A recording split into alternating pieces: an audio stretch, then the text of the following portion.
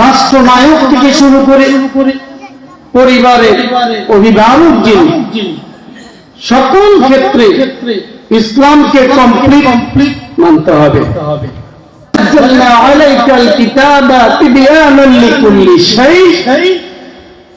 আমরা পৃথিবীতে যত কিছু দেখি, কাজ কর্ম, সব কিছু কথা আল্লাহ তাআলা কোরআন কারীমে রেকর্ড করে দিয়েছেন। কোন কথা তিনি বাদ দেন নাই, কিচ্ছু বাদ দেন। রাজনীতি থেকে শুরু করে পরিবার নীতি, ব্যক্তি নীতি, সমাজ নীতি, সব খোলে আল্লাহ তাআলা বলে দিয়েছেন। সুবহানাল্লাহ। সূরা মুলক রাজত্বের নামে সূরা। রাষ্ট্র কিভাবে চলবে, আমি আল্লাহর বিধান মোতাবেক যদি রাষ্ট্র চলে চালায়, তাহলে রাষ্ট্র শান্তিতে ভরপুর হয়ে যাবে, অনাবিল সুখ শান্তি নেমে আসবে, দেশের উন্নতি হবে, কেউ শত্রু থাকবে না, পরস্পর সকলে বন্ধু হয়ে যাবে। সুবহানাল্লাহ। কোন সিকিউরিটি গার্ড লাগবে না। হযরত ওমর রাদিয়াল্লাহু তাআলা আনহু অর্ধেকটা পৃথিবীর প্রেসিডেন্ট, তিনি গাছ তলায় গাছ ম্যান ছাড়া তরবারিটা ঝুলাইয়া দিয়া গাছের নিচে ঘুমিয়ে পড়েছেন, হাতের উপর মাথাটা রেখে। সুবহানাল্লাহ বলেন। তাহলে তিনি জনগণের হক আদায় করেছেন, আল্লাহর হক আদায় করেছেন, আল্লাহর বিধান মোতাবেক চলছেন এবং চালাইছেন। ইন্নী জাইলুন ফিল আরদি খলিফা। তিনি আল্লাহর প্রতিনিধি, রাষ্ট্রের প্রতিনিধি, তিনি সকলকে অধিকার দিয়েছেন। এই জন্য তার কোন শত্রু নাই। কি ভাই মুসলমান এই ইতিহাস কি জানে? ইতিহাস জানে না।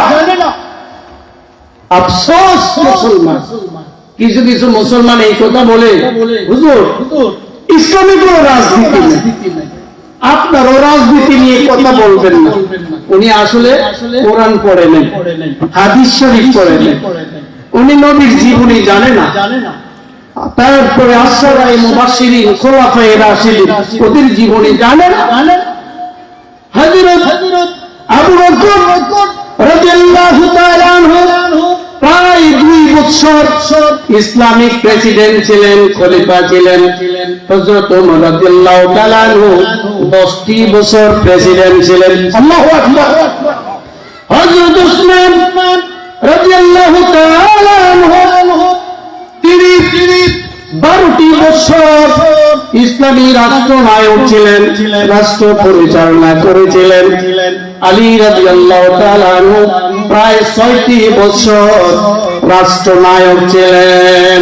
সুবহানাল্লাহ। এবার আপনি বলুন, রাজনীতি ইসলামিক রাজনীতি করতে হবে, কোরআনের রাজনীতি করতে হবে, তাহলে এটা জায়েজ। আর যদি ইসলামী রাজনীতি না হয়, দিন কায়েমের রাজনীতি না হয়, করা জায়েজ নাই। কথা বুঝাইছি? ইসলামে যা আছে তা জায়েজ, ইসলামের বাইরে জায়েজ নাই। ঠিক কিনা? আবু বকর, ওমর, উসমান, আলী তিনরা যদি প্রেসিডেন্ট হয়ে থাকেন তাহলে আজকে হওয়া যাবে। তবে ইসলামের রঙে রঙিন যিনি ইসলামের হুকুম নিজে মানেন, কোন নেতা কর্মীকে মানান, যিনি ইসলামের হুকুমত অনুযায়ী রাষ্ট্র পরিচালনা করতে চান, তাহলে ওই ব্যক্তিকে চাপত করা আমাদের উপর ফরজ। সুবহানাল্লাহ। তাহলে সাহাবায়ে আজমাইন, অন্যান্য সাহাবীরা এই 4 খলিফার হাতে হাত রেখে বায়াত গ্রহণ করেছে। নবীজি 10টি বছর মদিনার প্রেসিডেন্ট ছিলেন, সাহাবীরা সকলে বায়াত গ্রহণ করেছে। ফরজ ছিল। আর মুসলিম সংখ্যা গরিষ্ঠ দেশে ইসলাম প্রতিষ্ঠা করার জন্য যে সংগ্রামী দলের নেতা, তার হাতে বায়াত গ্রহণ করা ওয়াজিব। আর এমনিতে ঈমান, আকীদা, আমলের উন্নতির জন্য হক্কানি কোন বুজুর্গ লোকের হাতে বায়াত গ্রহণ করা জায়েজ। একটা হলো জায়েজ, নরমাল কথা, তারপরে একটা হলো ওয়াজিব, আর একটা হলো ফরজ। এই জন্য বন্ধুরা আমার, ইসলাম দিয়ে রাজনীতি না করার কারণে ইসলাম দিয়ে রাষ্ট্র পরিচালনা না করার কারণে আল্লাহ তাআলা আমাদের উপরে নারাজ, তিনি অসন্তুষ্ট। এই জন্য আমাদের মাঝে কোনো শান্তি নাই, আমাদের ভ্রাতৃত্ব বোধ নাই, ভালোবাসা নাই, শুধু আছে দুর্নীতি, সন্ত্রাস। ঠিক কিনা? দুর্নীতি। যে ব্যক্তি আল্লাহকে ভয় করে না, ইসলাম সম্পর্কে জানে না, যে ব্যক্তি নামাজের কর্মসূচি করে না, নিজেও নামাজ পড়ে না, নেতা কর্মীদেরকেও নামাজের হুকুম দেয় না, ওই ব্যক্তি ইসলাম দিয়ে রাষ্ট্র পরিচালনা করার কোন সুযোগ নাই। নিজে মানে না বিদায়, নেতা কর্মী না মানে না বিদায়, ইসলাম প্রতিষ্ঠা না করার কারণে আমাদের দেশে, আমাদের সমাজে, আমাদের পরিবারে, আমার ব্যক্তি অন্তরে কোন শান্তি নাই, শুধু ভয় আর ভয়। ঠিক কিনা? আমাদের দেশ গরিব না, চুরি করার কারণে গরিব বানিয়েছে। ঠিক কিনা? এই জন্য ইসলাম দিয়ে রাষ্ট্রনায়ক হন, ইসলাম দিয়ে নেতা কর্মী হন, ইসলামের রঙে রঙিন হয়ে যায়, তাহলে হযরত মুহাম্মদ সাল্লাল্লাহু আলাইহি সাল্লামের মতো রাষ্ট্র হয়ে যাবে, অনাবিল সুখ শান্তি।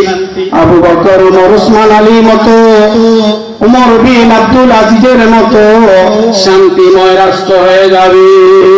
সকলেই মানবে, পরিবারের যিনি অভিভাবক তাকে সকলে মানবে, বিবি বাচ্চা সকলে মানবে। রাষ্ট্র যদি ইসলামী রাষ্ট্র হয়, সমাজের যিনি মুরব্বী, যিনি সর্দার, তিনি যদি ইসলামিক মাইন্ডের হন, তিনি সমাজটাকে ইসলাম দিয়ে চালাবেন। এভাবে রাষ্ট্রনায়ক পর্যন্ত ইসলাম দিয়ে কোড অফ কমপ্লিট লাইফ। কোরআন শুধু জাতির জন্য আসে নাই, কোরআন খুলো, প্রত্যেকটি সূরা পড়ো, এর শানে নজুল জানো, এর তাফসীর জানো, দেখবেন ওই ব্যক্তি বলবে কোরআন দিয়া রাজনীতি করা ফরজ। কিন্তু মুসলমান কয় কোরআনে কোনো রাজনীতি নেই। আরে শয়তান নীতি নেই, শয়তান নীতি নাই, কিন্তু সুনীতি আছে, ইসলামের নীতি আছে। আরে রাসূল রাজনীতি করছে আল্লাহর নীতি দিয়া। কার নীতি? আরো জোরে, কার নীতি? আমরা করব কার নীতি? আমরা আল্লাহর নীতিতে, আল্লাহর সংবিধান দিয়া নিজে চলবো, পরিবার চালাবো, সমাজ চালাবো, রাষ্ট্র চালাবো, তাহলে রাষ্ট্র সকলে আল্লাহর ওলি হয়ে যাবে। সুবহানাল্লাহ। আল্লাহ রাব্বুল আলামিন তিনি কোরআনে কারীমে সূরা মুলক নাযিল করে তিনি বলে দিলেন কিভাবে তোমরা রাজনীতি করবা, তোমরা কিভাবে সমাজ নীতি করবা, কিভাবে পরিবার নীতি করবা। আমি সব নীতি তিবিয়ানাল লিকুল্লি শাইইন, সমস্ত বিষয়ের নীতি আমি খুলে খুলে বর্ণনা করে দিয়েছি। আল্লাহু আকবার। তাহলে শান্তি আসবে। তাহলে স্ত্রী স্বামীর কথা মানবে, মা বাবার কথা সন্তানেরা মানবে, সমাজের অন্য লোকেরা সমাজপতির কথা মানবে, এমনি করে মেম্বারের কথা জাতিরা মানবে, চেয়ারম্যানের কথা মানবে, এমপি মন্ত্রীর কথা মানবে, রাষ্ট্রপতির কথা মানবে, প্রধানমন্ত্রীর কথা মানবে। এই জন্য তারাই তো ইসলাম জানে না, ইসলাম মানে না, এই জন্য তাদের কথা শোনে কে? আল্লাহু আকবার, আল্লাহু আকবার।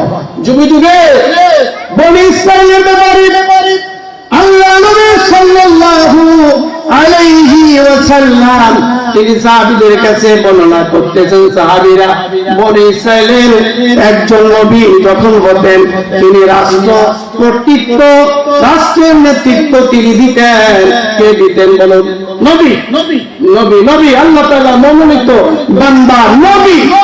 নবী রাজনীতি করতেন, রাষ্ট্রনায়ক ছিলেন। এক নবী ইন্তেকাল করলে পরবর্তী নবী যিনি, তিনি আবার দেশের হাল ধরতেন, ইসলামী রাষ্ট্র পরিচালনা করতেন, রাষ্ট্র প্রতিষ্ঠা করতেন, আল্লাহর আইন বাদ দিয়ে কোনো কিছু করতেন না। সুবহানাল্লাহ। এই ওয়াজটা আজকে ওলামায়ে কেরাম সকলে করে না, আল্লাহর যে গদিনিশীর ওলিরাও করে না, খলিফারাও করে না। এই জন্য সাধারণ জনতা তারাও বলে ইসলামের রাজনীতি নেই। ইসলামকে ভালো করে জানো, ভালো করে শিখো। তোমার মতো অলি যদি রাষ্ট্রনায়ক হয়, দেশের সকল মানুষ অলি হয়ে যাবে, ঠিক না? আপনি যদি ভালো অলি হয়ে থাকেন, বুঝে থাকেন, আমল করে থাকেন, তাহলে আপনার মতো ভালো বিশ্বাস আগে গদিতে ভূমিষ্ঠ হয়। আজকে আপনি সংসদে যান, তাহলে দেখবেন দেশের মধ্যে দুর্নীতি থাকবে না, সন্ত্রাসী, চুরি, ডাকাতি কোনো কিছু থাকবে। তাহলে ভালো মানুষকে সংসদে পাঠাতে হবে, তাহলে না ইসলামের আইন জারি হয়ে যাবে। ইসলামের আইন যখন জারি হয়ে যাবে, দেশে আর কেউ জেনাবে বিচার করবে না, চুরি, ডাকাতি, সন্ত্রাসী, খুন, ডাকাতি, এগুলা দুর্নীতি কেউ করবে না। শুধু ভয় আর ভয়, আল্লাহর আইন দিয়া বিচার ফায়সালা হবে। ومن لم يحكم بما أنزل الله فأولئك هم الكافرون। যারা আল্লাহর কোরআন এই বিধান দিয়ে রাষ্ট্র পরিচালনা করে না, বিচার ফয়সালা করে না, ওই ব্যক্তিরা কাফের। ومن لم يحكم بما أنزل الله فأولئك هم المنافقون। এটা মুসলমানকে বলা হয়েছে যে মুসলমান কর্তৃত্ব পাবে, নেতৃত্ব পাবে, বিচারক হবে, কিন্তু কোরআন দিয়া ন্যায় বিচার করবে না, ওই মুসলমান মুনাফিক। আরো জোরে বলেন কি? আরো জোরে বলেন। এটা কাফের মুশরিককে বলে নাই, সরাসরি মুসলমানকে বলছে। ওমান লাম ইয়াকুম বিমা আনজালাল্লাহ ফাউলাইকা হুমুল ফাসিকুন। যারা আল্লাহর বিধান অনুযায়ী বিচার ফয়সালা করবে না, নিজের জীবন, পরিবারের জীবন, রাষ্ট্রীয় জীবন, সমস্ত বিধানে যখন আল্লাহর বিধান মানবে না, ওই ব্যক্তি ফাসিক হয়ে যাবে। কি হবে ভাই? কি হবে? তাহলে কোরআন দিয়ে যখন রাষ্ট্র চালাবে, তখন সমস্ত মানুষ আল্লাহর ওলি হয়ে যাবে। আল্লাহু আকবার। আফগানিস্তানের যখন হুজুররা, তালেবানরা ক্ষমতায় আসতো, তেনারা আইন করলেন দাড়ি রাখতে হবে বাধ্যতামূলক, বোরকা পড়তে হবে মহিলারা বাধ্যতামূলক, বোরকা ছাড়া, পর্দা ছাড়া বের হতে পারবে না। কিন্তু জাতি বাধ্য, তারা মেনে নিয়েছে, ঠিক কিনা? এই জন্য আল্লাহর নিয়ামত, খনিজ সম্পদ দিয়া আজকে উন্নত করে দিয়েছেন আল্লাহ তাআলা আফগানিস্তানকে। সুবহানাল্লাহ। এতদিন, এত বছর আফগানিস্তানে মাটির নিচে এত সম্পদ, খনিজ সম্পদ ছিল না। যখন আল্লাহর আইন চালু করলো, তখন আল্লাহ তাআলা এমনিতে দিয়ে দিলেন, আর তারা ধনী হয়ে গেল। সুবহানাল্লাহ। আর মুসলমান কোরআন সম্পূর্ণ পড়ে না, শুধু পড়ে সুবিধাবাদী কিছু সূরা, কিছু আয়াত, সুবিধাবাদী মিষ্টি মিষ্টি ওয়াজ, এগুলোই শুধু করে না, অসম্ভব। এগুলো করা যাবে না। কোরআনের বাইরে একটি কথা বলা যাবে না, একটি কদম দেওয়া যাবে না কোরআন ও হাদিসের বাইরে, ঠিক কিনা? নবী যেভাবে রাষ্ট্র চালিয়েছেন, আমরাও সেভাবে চালিয়ে যাব। তারপরে খোলাফায়ে রাশিদিন যেভাবে রাষ্ট্র পরিচালনা করেছেন কোরআন দিয়া, হাদিস দিয়া, আমরাও সেভাবে করব। তাহলে দেখবেন দেশের মধ্যে শান্তি নেমে আসবে। আমরা বলি ইনশাআল্লাহ। এই জন্য ভাইরা আমার, আল্লাহর নবী সাল্লাল্লাহু আলাইহি সাল্লাম তিনি ইরশাদ করেন, সাহাবীদের মাঝে তিনি বললেন, ও সাহাবীরা, তোমরা মনোযোগ দিয়ে শোনো, আমি একটা কথা বলি। সাহাবীরা চুপ থাকলেন আর মনোযোগ দিলেন। আল্লাহর নবী বললেন, যে ব্যক্তি ইসলামের বিরুদ্ধে জালিম শাসক, তার বিষয়ে আমি তোমাদেরকে সাবধান করলাম।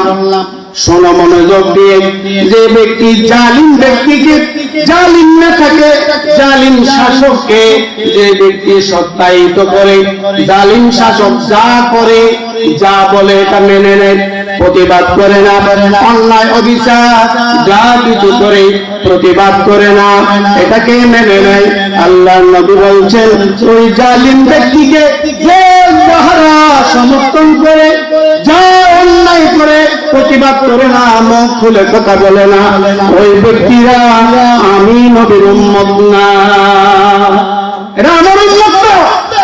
আর আল্লাহ নবী বললেন আমি মুহাম্মদ তাদের নবী না। নাউযুবিল্লাহ। হাদিস হাদিস হাদিস ফিসাদরা এই হাদিসগুলো পড়িয়ে সহিহ সিয়াসিতার হাদিস।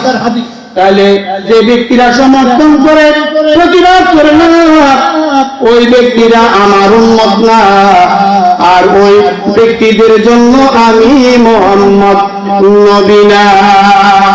আর ওই ব্যক্তিরা আমি নবী হাউজে কাউসারের কাছে তারা যেতেও পারবে না। নাউযুবিল্লাহ বলি। তিনটা কথা। কয়টা কথা ভাই? জালিম ব্যক্তিকে যে সমর্থন করবে ওই ব্যক্তিরা আমি মুহাম্মদের উম্মত না। 2 নম্বরে ওই ব্যক্তিদের সমর্থনকারীদের নবী আমি মুহাম্মদ না। 3 নম্বরে হাউজে কাউসারের শরবত তারা পাবে না। এরপরে আল্লাহ নবী আবার বললেন ও দরদি উম্মত, তোমরা যারা জালিম শাসককে সমর্থন করবে না, ভোট দেবে না, সহযোগিতা করবে না, তোমরা আমি মুহাম্মদের উম্মত, আমি মুহাম্মদ তোমাদের নবী। সুবহানাল্লাহ। দেখছেন সুসংবাদ একই হাদিসের মধ্যে। তাহলে যারা জালিম ব্যক্তিকে জালিম শাসককে সমর্থন করবে না তারা আমার উম্মত, আর আমি মুহাম্মদ তাদের নবী। 3 নম্বরে তারা হাউজে কাউসারের শরবত তারা পান করবে। আল্লাহ সুবহানাল্লাহ।